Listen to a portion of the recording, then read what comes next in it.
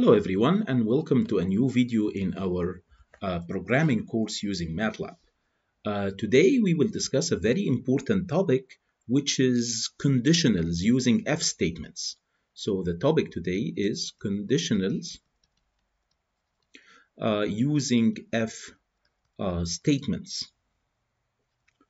So sometimes in a program you would like to branch out into different possibilities. And the if statement structure allows you actually to do this branching. So let's analyze how does the if statement look like. So the simplest structure for an if statement looks like this. So there is an if, there is some condition which could be true or false, and then few calculations, and then finally there is an end statement. So that's basically the structure of an if statement in MATLAB. So let's see what's gonna happen basically in such a code. If this condition is true, then in that case, these calculations will be performed, and then the code continues after the end statement naturally. On the other hand, if the condition is false, in that case, this whole block of calculations will be ignored, and we will move on to the stuff after the end statement. Let's actually do something very, very simple to demonstrate this idea. So in our untitled script here, let's say I take a value of x from the user.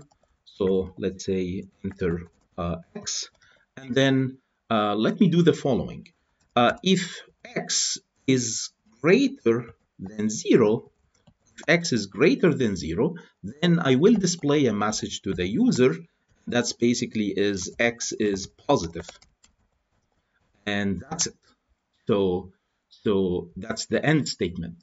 So basically this is a very simple application. So let's see, if the value of x is actually positive, then this display statement will be performed. On the other hand, if the value is not positive, let's say it's x equals to 0 or negative, then the display statement will be ignored. So let's test such a simple code here. Let me run. Let's enter 10. Then it says x is positive. Now let's run again, but this time we will enter a negative number, let's say -9. Then in this case, well, I think the repetition here that x equals 9, it's because of I didn't put a semicolon in this place. Let me actually save and CLC and run again. Let's run, so let's enter -9. In that case, you don't see anything on the screen. So that's the simplest if statement. So if condition and then bunch of calculations in it. But then sometimes you would like, let's actually analyze the other case here. Sometimes you would like to analyze multiple possibilities. So let's say, for example, if there is an if statement and let's say condition number 1, and then few calculations, and then else if and condition number 2, and then other calculations, and then there is an end statement. Now let's analyze what's going to happen in such a case. Look, at the beginning, if condition number 1 is true, so that's one possibility, then these calculations will be performed, and then MATLAB will skip this block and then go to the end statement and perform what comes next. So that's if the first condition is true.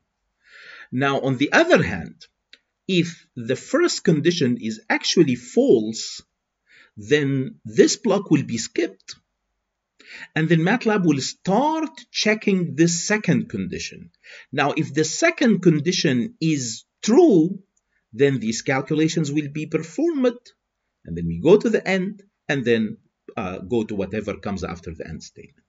On the other hand, if the first condition is false, so this will be skipped, but then if the second condition is also false, then in that case, MATLAB will also skip this block, goes to the end, and perform what comes next.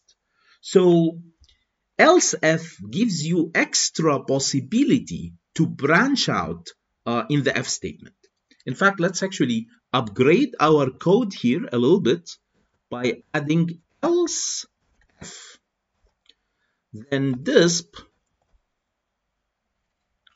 well, I should write a condition here. Sorry, the second condition is x is less than 0. X is less than 0. Then I will display that x is negative.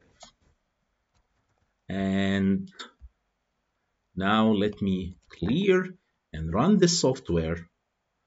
So if x is, let's say, 9, it will give me x is positive. If I run and x is negative 2, it will tell me x is negative. But let me actually test another case. Let me clear. What if I enter third value, which is x is 0? In fact, MATLAB is not responding. I mean, the code is not responding. Why? Because this is false, and this is also false. And what's happening is that neither of these two conditions are satisfied. Now, there is, in fact, another option to even make things more complicated. Let's open a new page. So in your if statement, you could have one if, and then some condition, and then calculations, and then else if, condition number 2, and then other calculations. And you can even have another else if, condition 3, calculations, and you could put as many else ifs as you want. But eventually, of course, every if statement has to come with an end. So as you see, you could implement different branches where each branch needs an else if and a condition. So in fact, let's upgrade our code one more time. So I can say here else if x equal to 0. Remember, this is how you ask MATLAB to check whether x equal to 0 or not. You need the double equal sign. Remember these relational operators that we discussed before. In that case, disp is, I will display that x is 0. Now I have 3 possible branches in my code. Let me test this time. I will run this. Let's hit 0. You see x equal 0. As you see, I managed to create 3 different branches using if and else if statements. Now, one last variation, and that's the last extra possibility you could have in your if statement. You could have an if, and of course, every if has to come with an end. So there is some condition here. You could add your calculations. Also, there could be else if and another condition and calculations. You could even have another else if you want, no problem. So let's actually put maybe another else if, calculations. But then you could put an else statement, not else if, just else. Else means the remaining option. After you exhaust all these possibilities, what is the remaining option that's left over?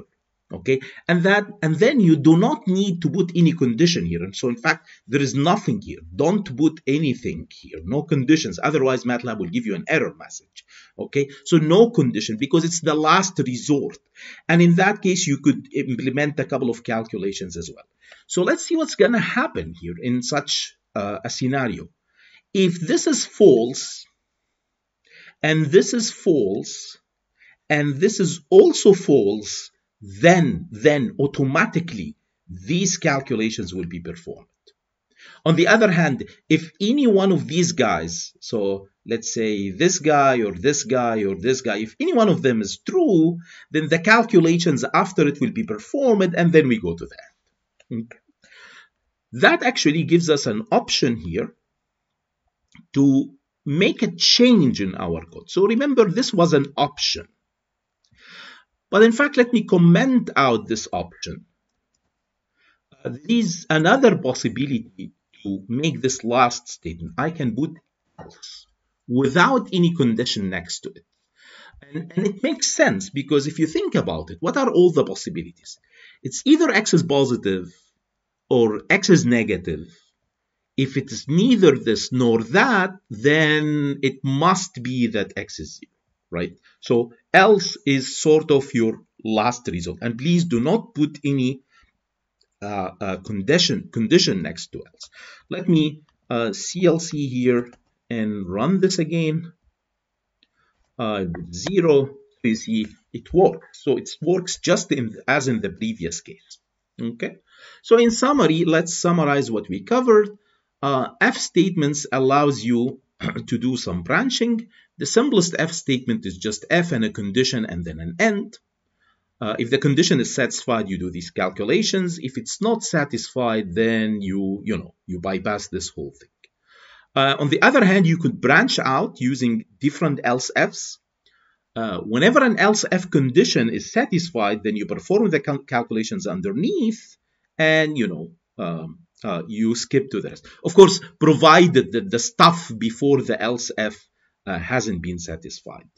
Okay, and finally, you could add as many else Fs as you want, and you could even put an else statement at the end, where this else statement basically tells you it's the last resort, the last option. This is a simple code that applies the F statement. Thank you, and see you in another video.